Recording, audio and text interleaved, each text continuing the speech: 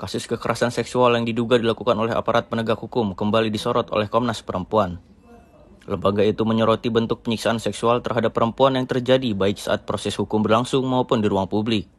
Dua kasus terbaru bahkan melibatkan aparat kepolisian di Pacitan dan di Nusa Tenggara Timur, dengan dugaan pemerkosaan terhadap perempuan tahanan.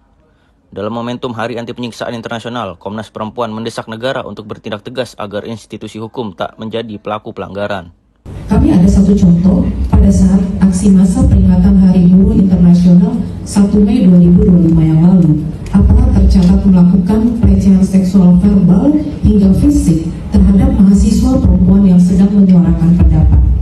Ancaman dan teror terhadap para pembela HAM perempuan yang menyuarakan pendapatnya juga dilaporkan ke Komnas Perempuan pada kasus proyek strategis nasional di Merauke maupun di Mandalika.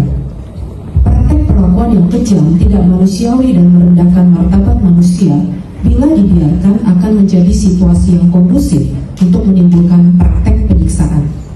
Situasi lain yang menjadi sorotan Komnas Perempuan adalah mengenai penyiksaan seksual yang di dalam catatan tahunan Komnas Perempuan tercatat sedikitnya 13 kasus yang dilakukan dalam berbagai konteks ya, baik itu ketika pada proses penangkapan, pada proses penyelidikan maupun ketika di dalam tahanan.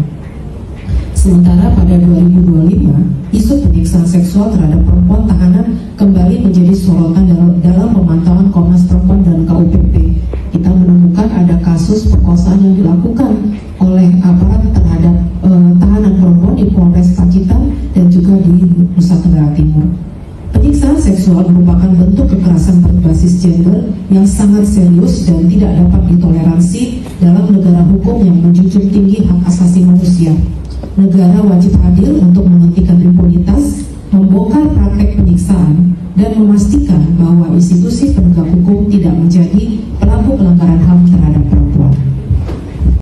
Penyiksaan seksual adalah bentuk kekerasan berbasis gender yang mencederai prinsip hak asasi manusia dan keadilan. Komnas Perempuan menekankan negara wajib hadir untuk menjamin perlindungan korban dan menindak tegas pelaku, termasuk jika berasal dari institusi hukum sendiri.